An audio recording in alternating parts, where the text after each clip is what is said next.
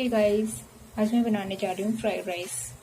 ये मेरा rice boil करने के लिए रख दिया है।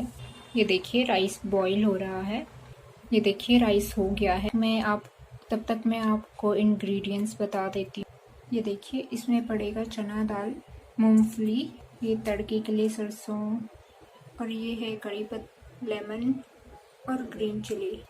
मैंने कढ़ाई रख दी है।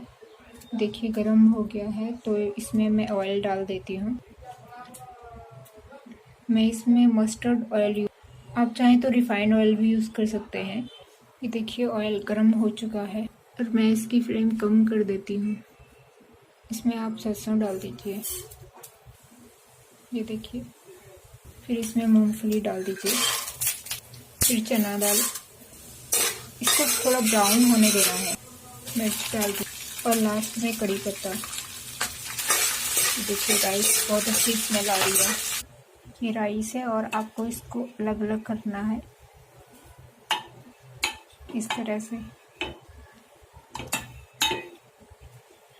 ये देखिए, और अब मैं इसमें राइस डाल दूंगी। थोड़ी देर इसको फ्राई करना है। अब इसमें थोड़ी सी हल्दी डाल दीजिए।